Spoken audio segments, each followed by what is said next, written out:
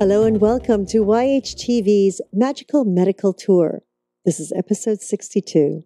Thank you very much for joining us today. I'm Christina Suzama, and with me is our wonderful medical guide, Dr. Glenn Woolman. Good day to you, Dr. Woolman.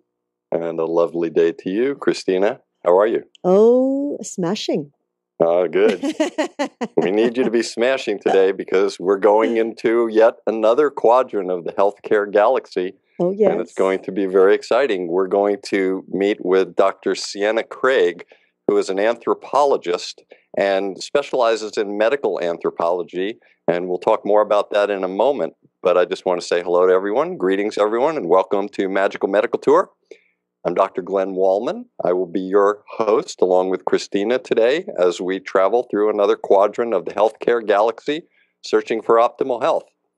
And as we search for optimal health, I'm sure there are people that are going to be listening in to Dr. Craig, and they would like to find out how to ask her a question or to give a thought or a reply to something. Can you tell us how to do that? Absolutely.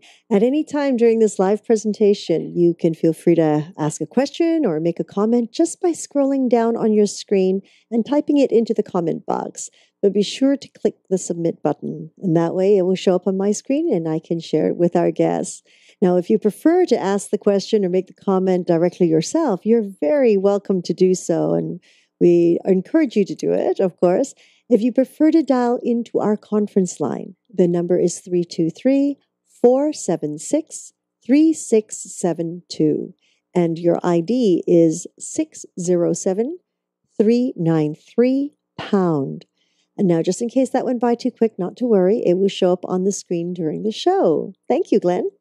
You're welcome, and thank you, Christina, and I'm looking forward to some great questions from our viewers today. As I said, we're going to be speaking with Dr. Sienna Craig. She's an associate professor in the Department of Anthropology at Dartmouth College in New Hampshire. She also is an author, a public speaker. She has a journal that she co-edits. She has a nonprofit that we're going to speak about. She has spent most of her time in the areas of Asia, Nepal, Tibet, Bhutan. And we're going to talk with her today about medical anthropology, find out what it is and how it affects us here in the United States and around the world. So without further ado, I would like to introduce to our audience Dr. Sienna Craig. Welcome, Sienna. Thank you. It's nice to be here.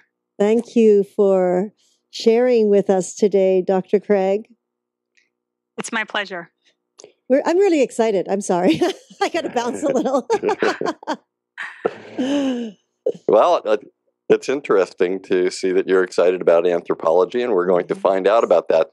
Sienna, what I usually do as the medical guide is I tell our audience the path that we're going to take, hopefully.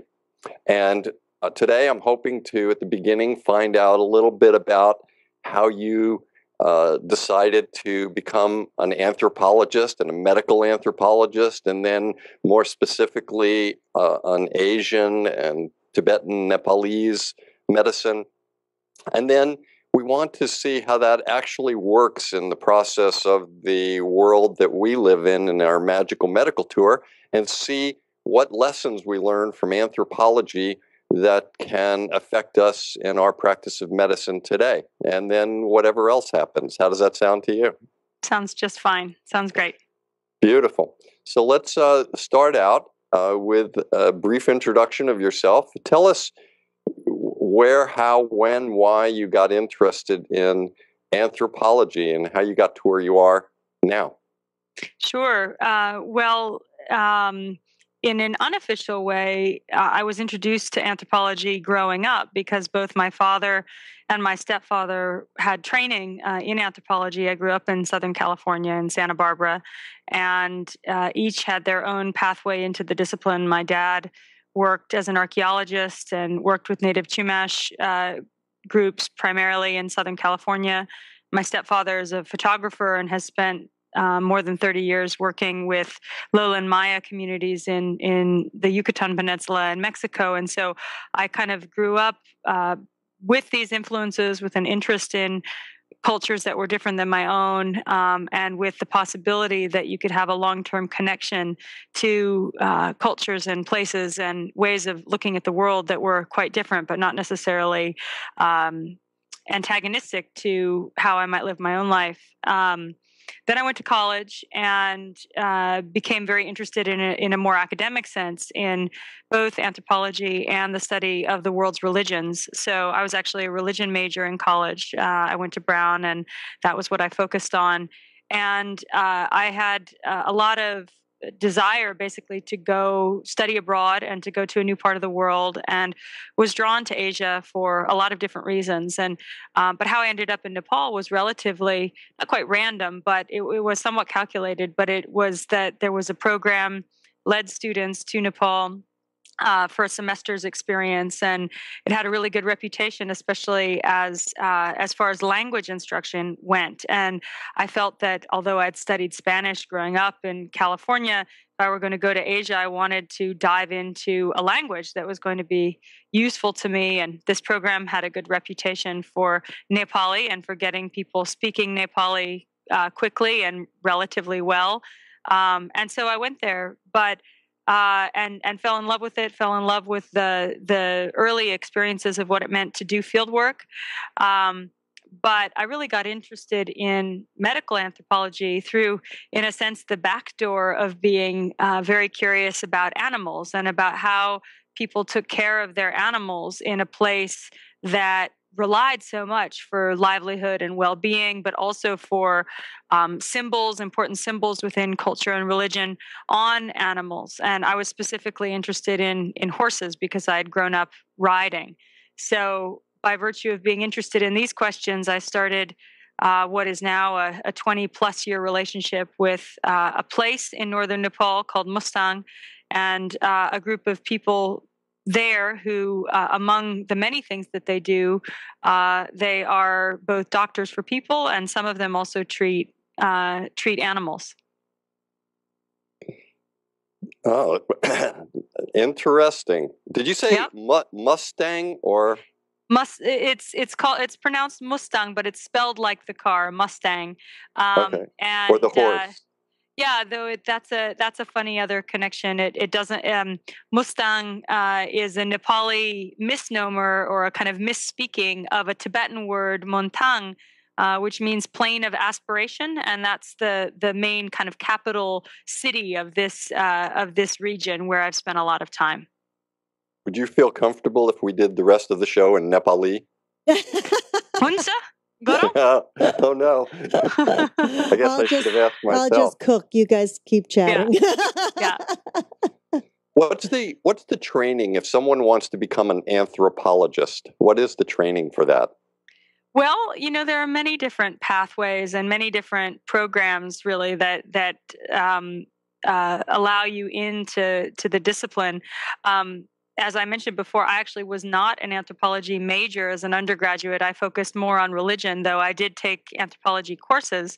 But there are a lot of good undergraduate programs. And speaking with my, my college educator hat on, it's an amazing undergraduate liberal arts major because it's fundamentally, anthropology is about what it means to be human. And what it means to be human over time, in the long duration of thinking about how we've evolved, about human evolution, about deep time in that sense. It's also about our past in a more historical sense and thinking about ancient civilizations through the lens of archaeology. It's about language and the relationship between language and culture. And then finally, it's about this thing we call culture itself and studying systems of meaning, how human beings make sense of their worlds, how they make meaning out of it, and how they not only organize their thoughts, but organize social structures and major civilizations and war and all of the other things that make us, for better or for worse, human. But to become a professional anthropologist, such as it is, it usually requires going on for graduate training. And I did my PhD work at Cornell University. But before that, I spent this semester in Nepal as an undergraduate, and then was fortunate to get a Fulbright fellowship to go back to Nepal after I finished my BA. And that was really what made me an anthropologist, in the sense that it was my first sustained experience doing field work, living and working and operating in another culture or another cultural context. And that Fulbright grant was for a year, but I ended up living in Nepal for 3 years at that time, and making the connections and sort of gaining both an actual fluency in languages that I need to speak for where I work, but also a kind of cultural fluency in how people live in this part of the world, and an ability to ask questions about how people live and how life is changing. That at the core is really what is the heart of anthropology, and the heart of any, hopefully, profession is tied to some kind of, true connection to a place or a group of people or a question that you're never quite done answering. It seems to me, the way you describe that, and so beautifully, that everybody should have courses in anthropology. Maybe that would help our planet a little bit more. I think it would. I mean, I'm one of the converted, so to speak. But fundamental tenets of anthropology really are about cultural relativism, about stepping out of your own comfort zones, making the strange familiar and the familiar strange, not exoticizing other people or places, but also seeing them as representative of their own modes of reason, their own genius, their own ways of thinking about and working with the world. You mentioned, I think when speaking about your father, about archaeology. Yep. My mother actually wanted me to become an archaeologist, so I started thinking about that at a very early age. And I know that when an archaeologist goes out and suddenly their pick hits something, and the next thing you know, they discover King Tut's tomb or something like that. Does that happen in anthropology? Well, yes, in the sense that archaeology is actually under the big umbrella of anthropology. So there are 4 different fields of anthropology, and archaeology is one. But the literal, hitting something in the ground doesn't quite happen the same way in cultural anthropology. But you do stumble across things at times that you might not expect, or you might think that something that has been interpreted in one way at a certain moment in time, you're quite sure of the meaning at that moment in time. You find out later with new information that actually it means something very different, or the implications of that find are different than you originally thought that they were. So that sort of stuff happens all the time, or at least it should. Could you give us an example of that? Sure. Well, one example would be, historically, there were bigger gaps of time and space between a lot of the people that, let's say, to use the part of the world that I work in as an example, where people might go to the Himalaya and do interesting field work on, let's say, the Sherpas, right? A group that is very famous for its role in mountaineering, and lots of people know about the Sherpas. So maybe early on, you have an ethnologist or an anthropologist going out and doing history and doing field work among Sherpa communities in northern Nepal. And they record a set of rituals, let's say death practices or specific practices during a time of the year. And they interpret it, right, as part of their job, as part of their cultural fluency. And they say, oh, this symbol means that thing, and this is the importance of this ritual. And then you fast forward 50 years and you enter the digital age, and a time at which not only has Sherpa culture continued, like all cultures, to evolve and change, it's not stuck in a box, but you also have more and more Sherpas who are invested in understanding their own history and their own culture, and looking at, let's say, some of the old footage taken by that anthropologist. And so you may have points of contention where, the anthropologist has interpreted this data in one way, has tried to link it to larger theories about aspects of human social organization or marriage or any of these kind of key things that historically anthropology cared about. And you have a local informant whose grandmother or great grandmother is in that video saying, actually, I heard that this was not exactly the way that you're telling this story. So there are lots of examples of that today, points of contention, but also more and more points of collaboration between people that used to be further apart in terms of language and power and culture and the ability to be the culture brokers of their societies. And so in that sense, it's a very exciting time now, I think, to be an anthropologist. That because of those connections or the ability to have those kinds of conversations. They just weren't possible 30 or 40 or 50 years ago. That makes sense.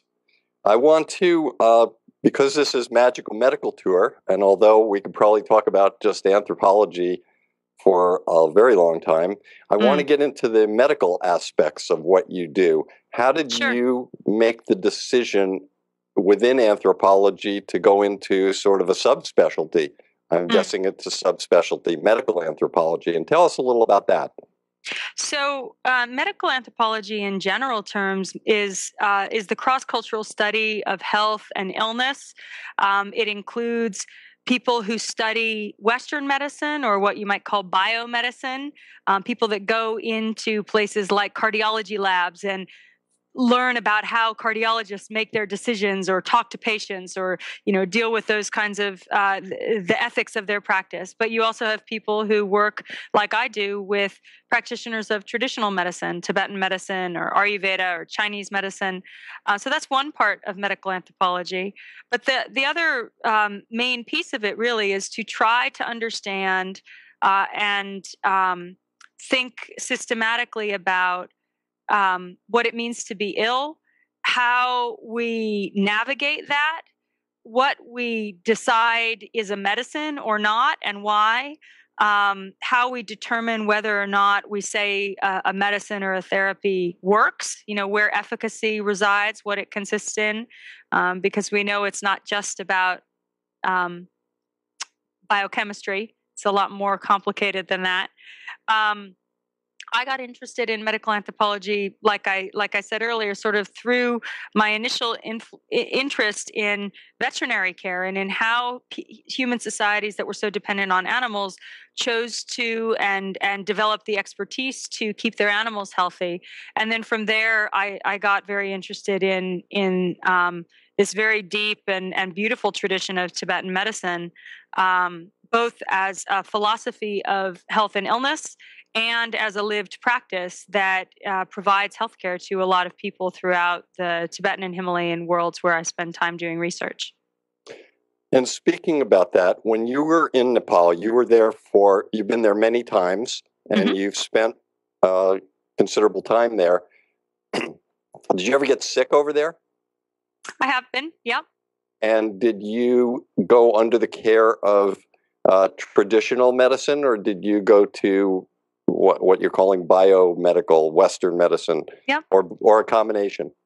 Like most people in the world, I use both. Yeah, definitely. I've used both. I've taken Tibetan medicines and Ayurvedic medicines and Chinese medicines, but I certainly also use different forms of Western medicine, both when I'm there and when I'm here.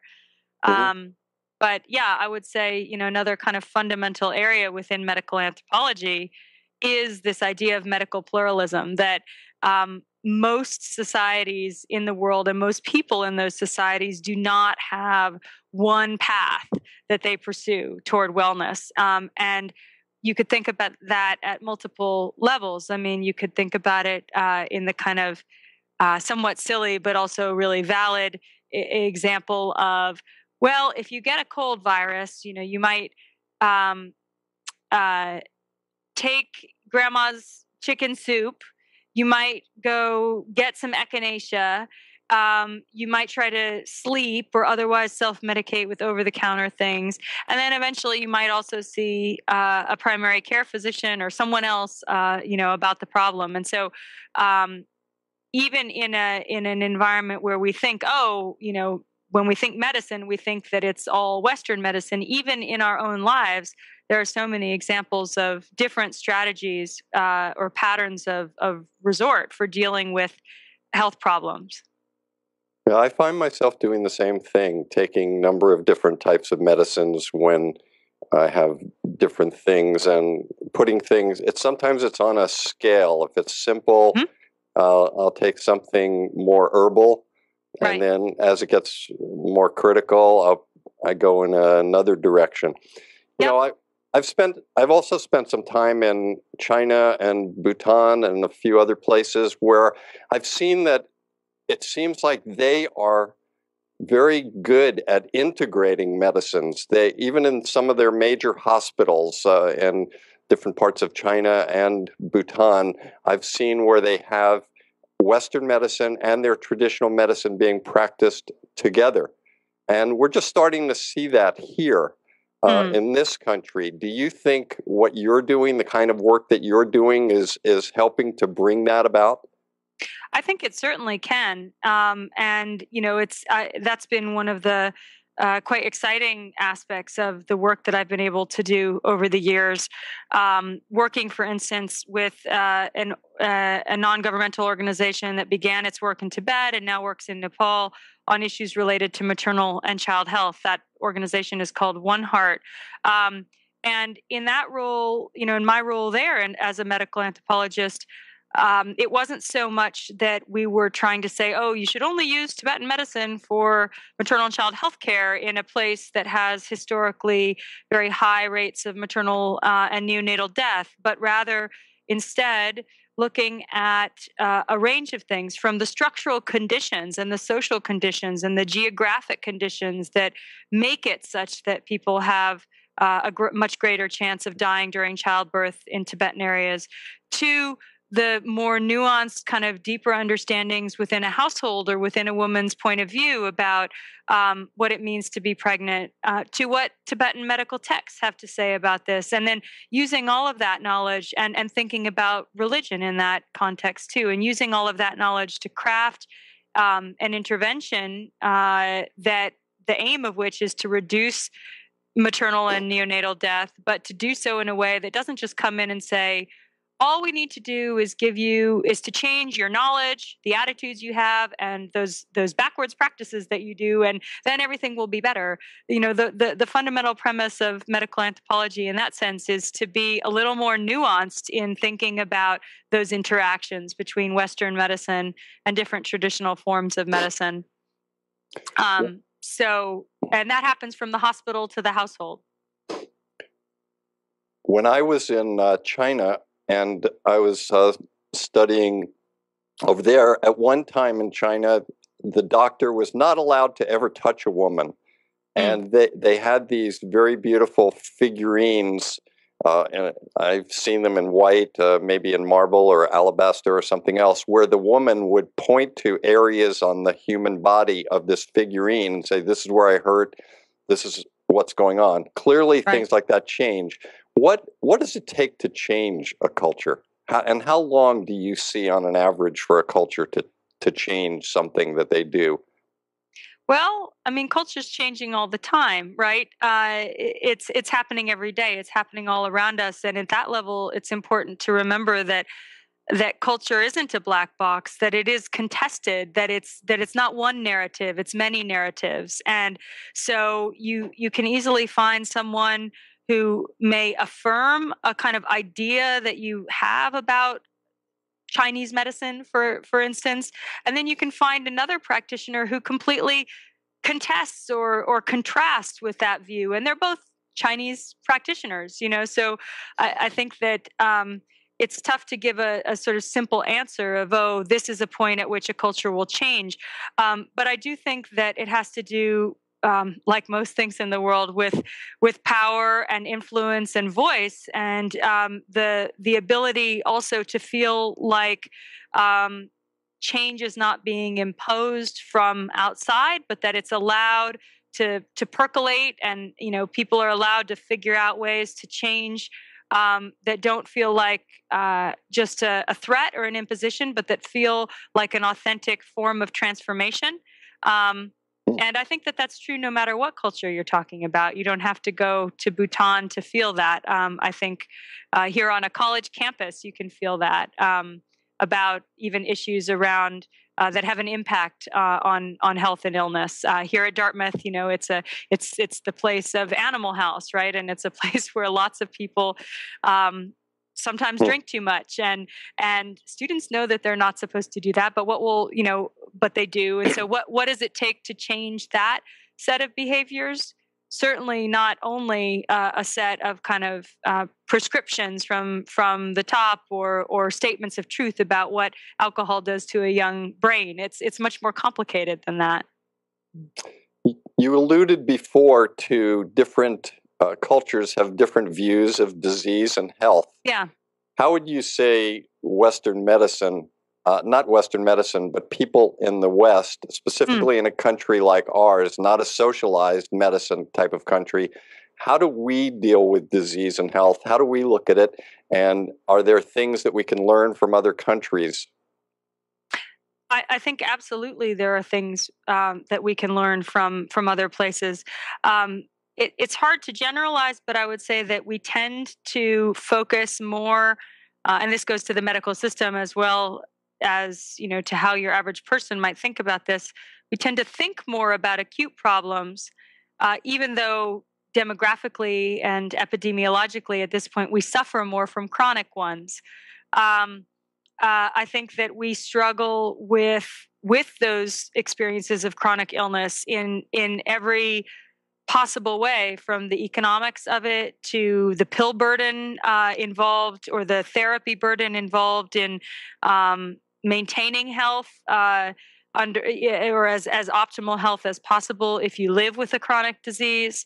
And then I also think that we come from a very particular set of perspectives with regard to what suffering means and what counts as suffering and what kind of sense we make of both physical and mental and emotional, mind, body, spirit forms of suffering.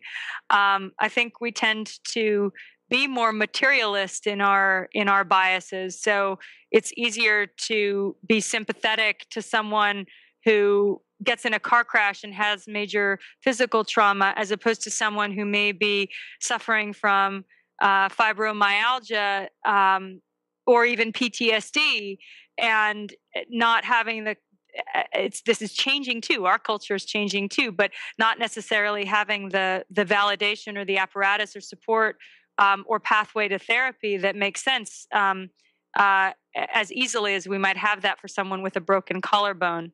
So I think that's part of it. But I in the part of the world where I live, where I work, and this is not to say that this is a fatalistic view, because it really isn't fatalism at all. It's something quite different. But people do, in a way, fundamentally accept that life is going to be hard.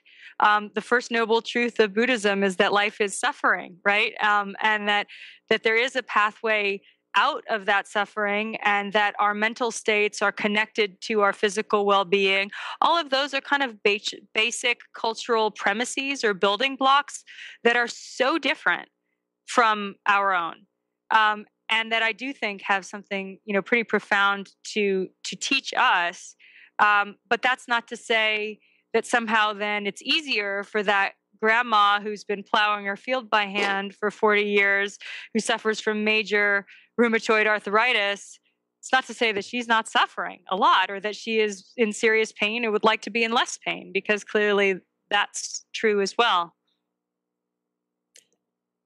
Dr. Craig, I have a question going back to earlier on.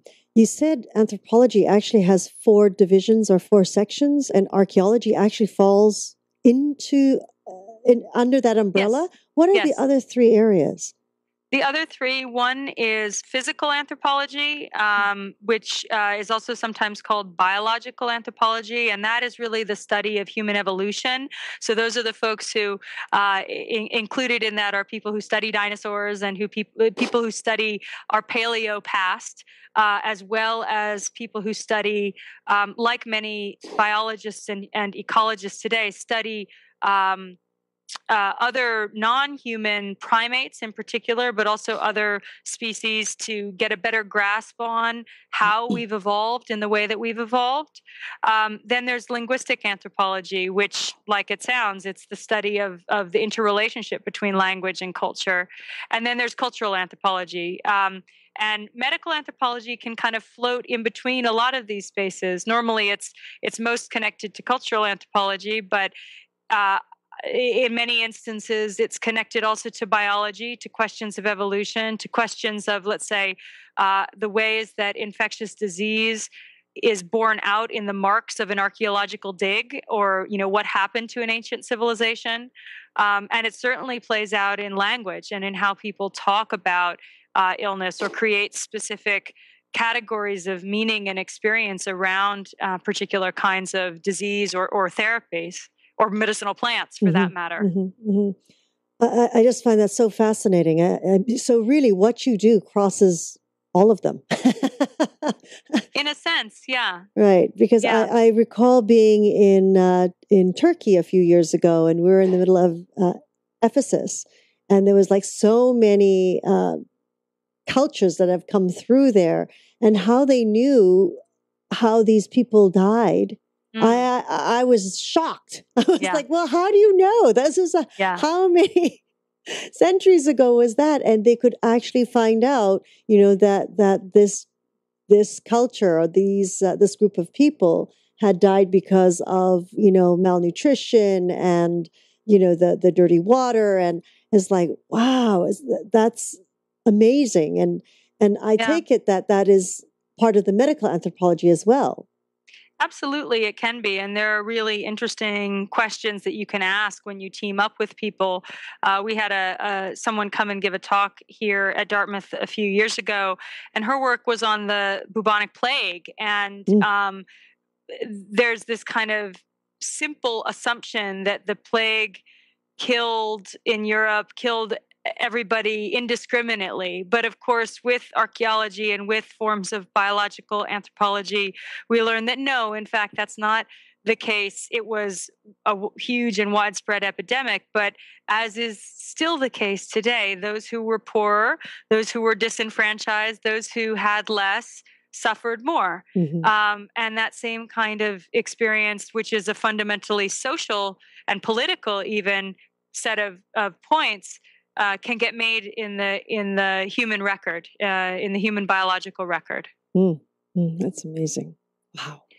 I just want to know, how do you all test for things like that? Wow. So the equipment that we have now, it must really advance your research. Well, for me, I tend not to. I'm not a technician who uses a lot of this kind of DNA testing, or I don't do a lot of lab work. But many of the people that I work with here at Dartmouth and who I collaborate with do. I've been working, for instance, for the last year on a project with another cultural anthropologist and a demographer and a biological anthropologist who's a wonderful scholar whose whole career has been sort of in and around the question of how have human beings adapted to living at high altitude, and what have been the different repercussions of that set of adaptations? And is it different in the Andes as opposed to on the Tibetan Plateau and in the Himalaya? And the question is clearly, or the answer to that question is clearly yes. She and others have done great work on that. But part of what I'm looking at with her is this question of how do genetics and socioeconomic status and patterns of migration and knowledge and behavior at the household level, how do all of those coalesce around whether or not, or how often or not, a woman's child makes it past infancy and into adulthood, or into adolescence and hopefully adulthood, in this one part of the Himalaya where I've spent a lot of time working.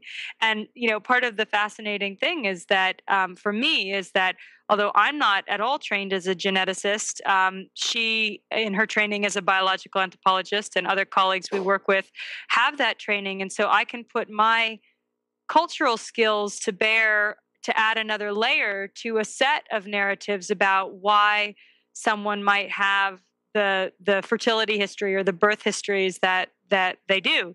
Why is it that one woman has had 13 pregnancies and only 2 living kids, and the woman next door who's had a similar socioeconomic status and similar space in society, similar age, why she's had 6 pregnancies and 5 living kids? Why are those differences there? And certainly part of the answers may be genetic, and part of the answers have to do, in this case, to how those women carry oxygen in their blood, and how they've been adapted over the long haul to being able to live at altitude successfully and to reproduce at altitude successfully. Mm-hmm. So anyway, there are a lot of interesting questions that come across the different disciplines within anthropology. I'm fascinated. I'm very excited. Sienna, when we look at medicine, especially in traditional medicine in other countries, a lot of it is plant-based. And I guess our medicine also, Western medicine, started out as plant-based, but the pharmaceutical companies have changed that a little bit.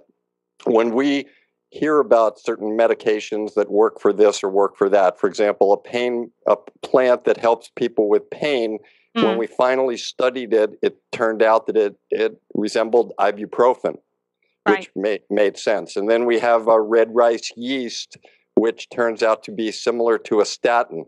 Are there some examples, some current contributions that have come from other countries that we're starting to look at, maybe do some studies with them and to look at some things that we can change based on the traditional medicines?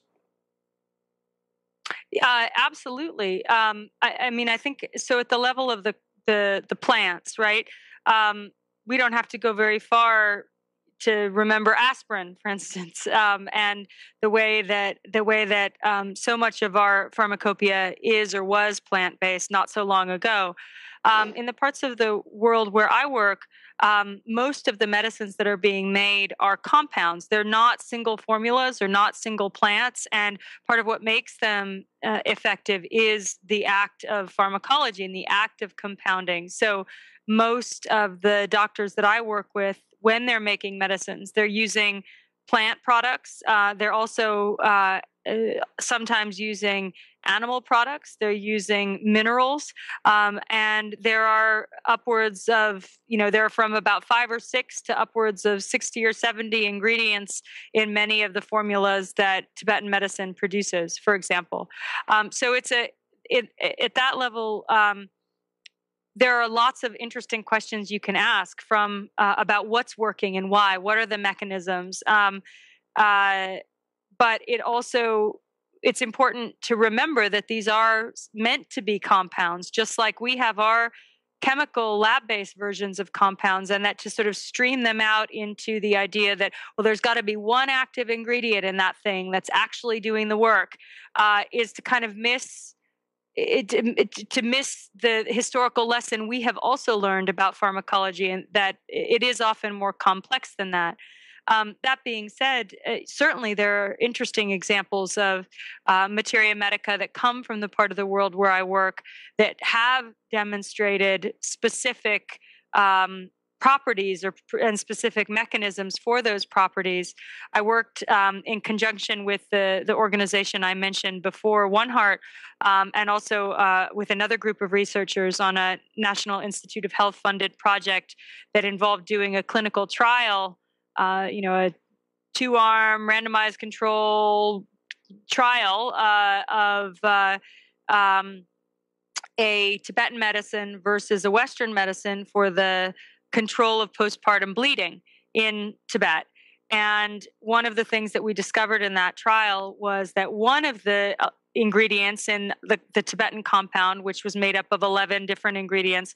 One of them had very strong uterotonic properties, and helped to constrict the uterus. Well, the Western drug, same thing. One of the main functions and main chemical compounds in there that did the hard work or the heavy lifting was also a uterotonic. So there are those kinds of comparisons that can be made, but I think the important thing is to remember that it's rarely just one thing or one magic bullet that is doing the work. It's traditional pharmacology is more complicated than that a lot of the time. Great answer. And just for our viewing audience, postpartum usually means after a birth or a delivery. Right. And that's one of the leading causes of death for women around the world, not just in Tibet, is bleeding too much after delivery.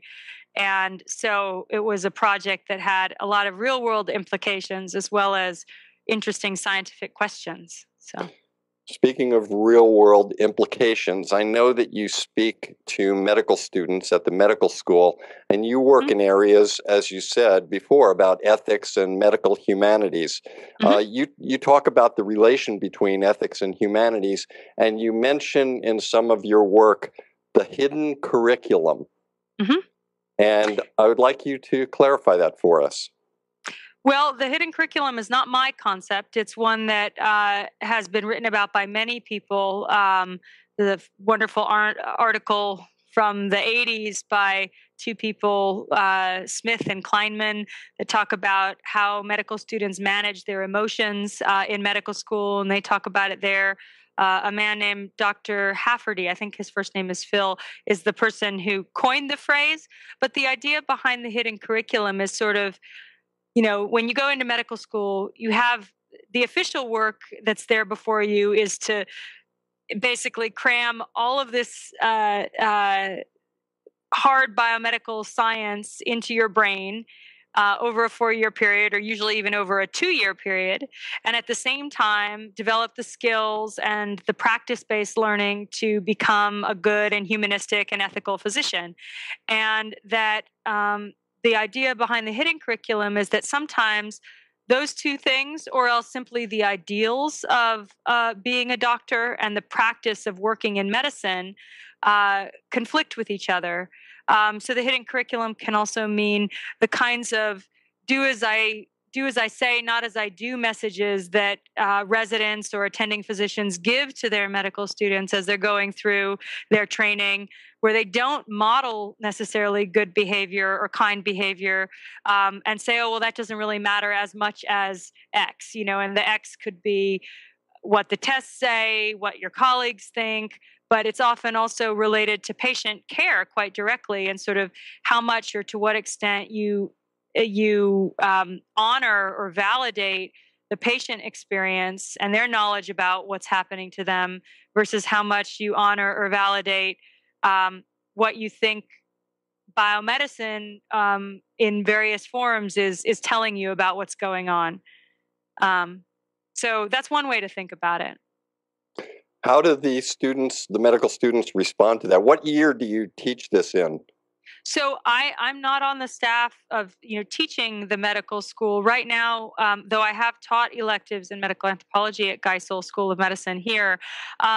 Mostly what I've been working on and will continue to work on over the next year is working with colleagues, physicians and faculty at Geisel, who are in the middle of a process of refining and redesigning their curriculum to help them think about the place of and a more inclusive place for, hopefully, these kinds of issues, bringing the things that are hidden but always there more into the light and more talked about and positively integrated into the curriculum. So just like we were talking before about the integration of Western medicine and, let's say, Tibetan medicine in a hospital in Bhutan, so too you have the need or the desire to try to further integrate the learning of being a good and humanistic and ethical physician with the technical skill that you need to be a good technician, which is part also of what being a doctor clearly means. So it's more, I'm more sort of thinking about this with them and doing some ethnography at Geisel as part of that process to understand what medical students who are going through the process now, what their current experience is with that, how they have had these issues of sort of good models of ethical or professional behavior or not so good, and what do they do with that information, or the first time they watch a patient die or the first time they walk into the anatomy lab, what do they do with the emotions that are in that context, and um, how does that set of skills or practices over time shape, for better or for worse, the kind of physician that they may end up becoming? Well, that's great. I think back on all of my medical training, and we didn't have a lot of that at that point, although probably it was in the curriculum, as you're saying. So when you do this at Dartmouth, um, do you work with other medical schools around the country? Does the curriculum that you have at your place, or are there other anthropologists working at Duke and at Stanford and at UCLA and at Harvard and University of Miami? Where are they all Yes. doing this? The integration, I would say, of medical anthropology or medical sociology into medical school curriculums is happening more and more. Um, and it's also happening in the sense that even from everything from the ways that the MCAT test is being reimagined right now, to the ways that licensing boards like the LCME think about what should be in a medical school curriculum. They don't dictate what UCLA does versus what Stanford does versus what Dartmouth does, but there are still these kind of core competencies that they're framing and saying you need to pay attention to. And I would say more and more, these issues around being a humanistic doctor, using different methodologies to try to create better connections between providers and patients and families, thinking about the ways that every medical decision has an element of ethics in it, and how to kind of bring that out, not to overwhelm people but to get people to be more facile critical thinkers as opposed to just good technicians. I think that this is something that a lot of medical schools are doing, and not just with the help of medical anthropology, with a lot of grassroots effort and desire on the part of physicians themselves and physician teachers themselves. Interesting. I go to a lot of continuing medical education courses. And most of the time that we go to courses around the country, people go for their information on their specialty. What's the newest drug? What's the newest procedure? What's the newest technique or instrument out there? Right. But I very rarely see a talk on ethics. Occasionally one does show up, and I've been to a few of them, and they're always very interesting. And it's interesting to listen. The presenter will give a case study of something and then ask the crowd, how would you react to this? Would you tell the family about the little girl that's pregnant, or would you do this? And so what are we doing also, not just in the medical curriculum, but what are we doing for the physicians that are out there practicing now? I think that's a great question. It's one I know directly less about, in part because because I'm not a physician, so don't have the same immediate access to that. But I do think that within continuing medical education, there are moves in this direction, and the direction is also manifold. It includes people who are interested in narrative medicine and the use of narrative writing techniques and storytelling techniques as a way not only to process their own experiences, but also, again, to connect to patients. So there are growing consortiums around the country and also in the UK that are thinking about that. There's a great program at Columbia that has that as its mandate, for instance. But then you also have even more popular literature written by people like Abraham Verghese or Atul Gawande, who are trying to write through some of those ethical dilemmas and the divides, and also make, I think, very good and important critical commentary on the politics and the economics of healthcare and how that impedes a physician's ability to do a good job today. So, and then you have things like mindfulness-based meditation practice, and the work of people like John Kabat-Zinn, very influential in certain pockets, at least, of medical training, and becoming more mainstream. It's certainly not the mainstream by any stretch, but I think people are becoming more and more interested in these things for a range of reasons, both in terms of self-care and being able to be a decent physician by being able to take care of oneself, but also thinking about it in terms of stress management and patient care as well. I always like to ask Christina about, as she represents every person here. Christina, do you have any questions? That's the scary part. He always puts the pressure on me. I'm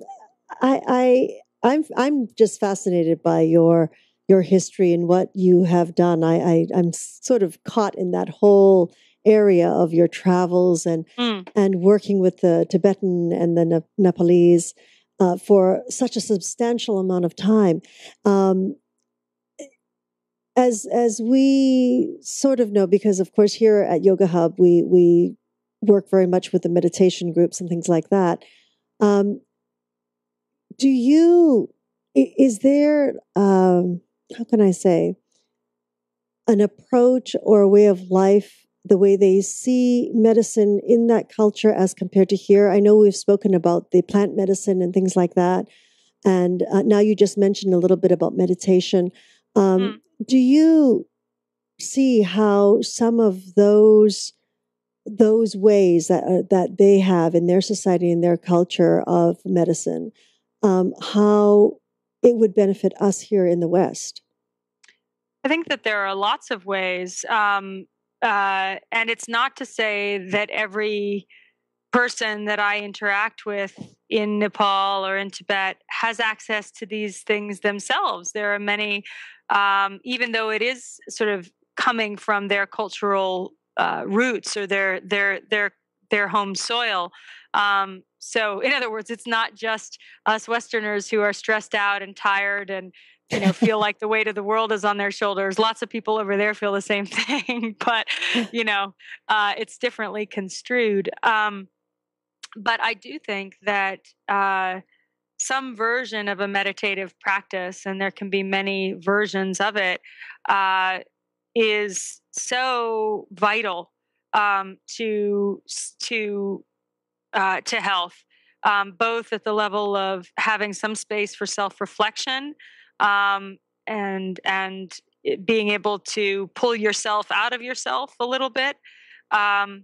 But also to recognize, and this is where kind of it comes out of a Buddhist framework, that not only that suffering is a part of the human condition, but also that where we are right now is not a permanent state, that nothing is permanent, and that you do have actually the capacity for pretty major transformations, even if they're very subtle transformations, let's say in how you're breathing and what that does to how you can work or how you can live or how you can sleep.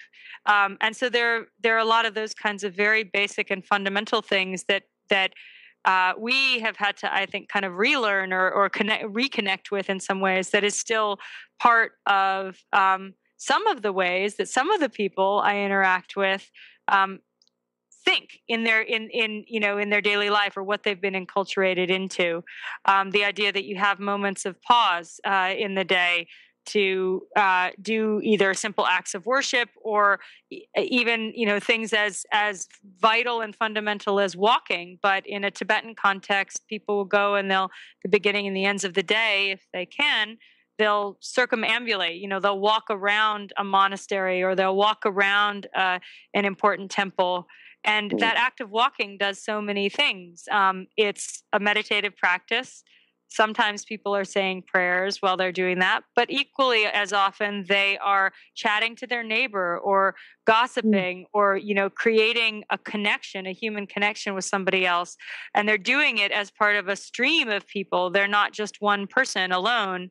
And the walking in itself is good for you because it's exercise and it produces the whole range of things that from endorphins to peace in your sensibility. So I think that there are a lot of things like that are part of daily life there, and that people miss when they come from a place like Kathmandu to live, which is in itself a very chaotic and very busy and complex environment. But they come from a place like that to a place like New York, let's say, and it's not just culture shock. It's also about missing those kinds of embodied practices that help to maintain a sense of health, both physical and mental or spiritual. Mm-hmm. Yeah, it's not the same when you're walking around buildings. Not quite. Sienna, when you're an anthropologist and you look back on the past and study things, I'm wondering if you can, for a moment, move into the future and imagine what a 51st century anthropologist, who probably we'd be interviewing on our 2 gazillionth show, would say about Western medicine today, what it was like. It's funny. Just the other day, I was at a lecture at the medical school, and someone said, why is it important to study history? We always have to remember that the fMRIs and the fancy PET scans and all of the things that we have today will in the future be the leeches and the cupping of the past. In other words, that it implied a few things. It implied this idea that we tend to get very invested in the moment that we're in terms of it being, if not the best moment, then the best possible moment. But what was also interesting to me as an anthropologist hearing that quote is that it presumed that cupping and leeches were somehow never valuable or, totally wacko.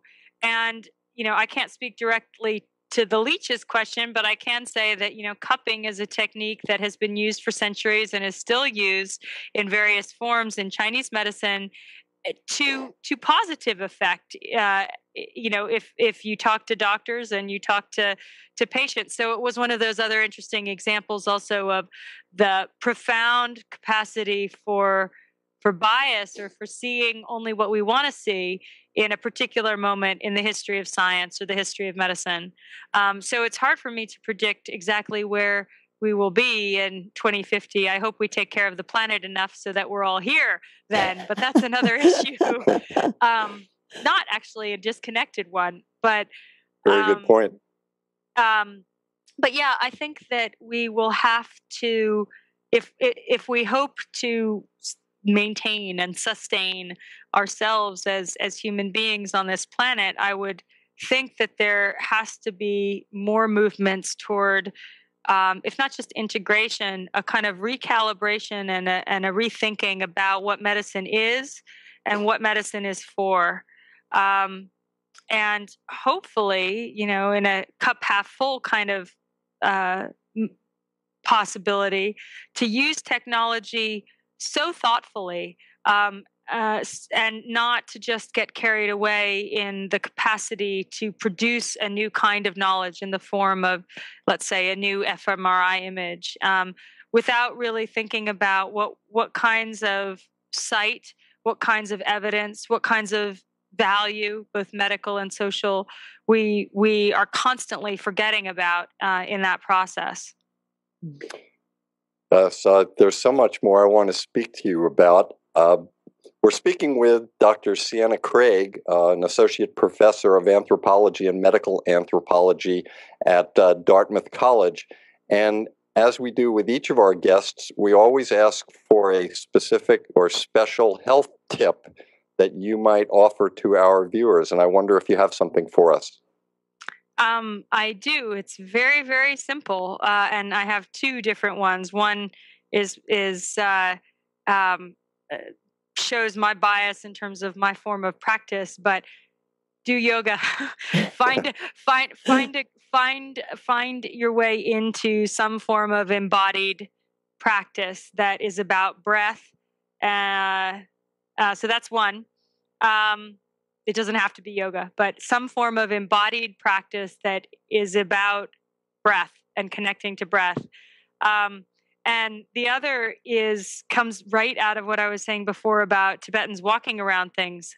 Take walks, walk places. I grew up in Southern California and spent a couple of summers in LA when I was in college, and it was just after coming back from my first trip to Nepal the first time, and I walked everywhere in Nepal, and all of a sudden I couldn't walk anywhere. I had to get in my car to go walk on a treadmill, and so find places, find ways to walk. And where I live now, I walk a lot, but I still have to get in my car to go home in rural Vermont. So it's not like it's just a city problem, but yeah, breathe and walk. Oh, I guess we're really fortunate where we live here in LA. Got a lot of nice hills and stairs, and yes, it's in the middle of the city, but we walk every day and we do our morning mile. So that's great. Sienna, is there anything that we have not talked about? I know we didn't talk about your nonprofit organization, Drogpa. Do you want to mention anything about that? Briefly, yeah, sure. It's one of many different sort of hats that I wear. My husband and I started Drogpa, which means nomad in Tibetan, by the way. Right before we were married. Our wedding was our first fundraiser, and it's a very very small, all volunteer nonprofit that basically came out of the time and communities in which both my husband and I had spent significant amounts of time in the Himalaya. We tend to fund projects related to health, including Tibetan medical education and clinics. But not only that, education, alternative energy, and different forms of social entrepreneurship. Great. Is there anything else? That's great. I'm just wondering, did you register your wedding so that everybody donated? Is that how you did that? We did our whole 501c3 nonprofit status, and then we said, in lieu of giving us a piece of china, you can make a donation to Drogpa, and we'll put it to work for bringing solar cookers up to northern Nepal next summer. So that's the kind of thing we did. Now we're talking about some cultural changes that we could do here. Well, we'll have to add the link to your nonprofit organization to our site as well. Sure. It's also linked from my personal webpage too. Great. Thank you. Yes, definitely. Thank you. I would like to thank our very special guest, Dr. Sienna Craig, for offering her wisdom and expertise to our global viewers. And thank you so much, Dr. Craig and Christina and all of the Yoga Hub group. And I would also like to thank all of my teachers and healers that have kept me on my path and allowed me to do what I am doing. And until next week, and we travel through another quadrant of the healthcare galaxy, I would like to wish you all optimal health. Thank you, Dr. Woolman, and thank you, Dr. Craig. This was a wonderful show, and I there's so much. It's like, wow, we got to ask more questions here. And of course, we'd like to thank the Yoga Hub team for making it all possible, and each and every one of you for joining us in this new platform of education and information. We're grateful for your continuous support and look forward to hearing how we can serve you better. We invite you to join us live on Tuesdays for Magical Medical Tour at 10:30 a.m. Pacific, 1:30 p.m. Eastern, Wednesdays for Trinity of Life at 11 a.m. Pacific, 2 p.m. Eastern, followed every other week with Flowing into Awareness with Anatara. May I remind you to connect with Dr. Glenn Woolman by following him on Twitter at Glenn Woolman, and of course through his own site, glennwoolman.com, where you can also learn about his Metaphor Square Breath. And we are always grateful for any feedback that you might have. If you would like to call it in, that would be wonderful, to 818 Let's Talk. 818 Let's Talk. Thank you so much for joining us. And until next time, namaste.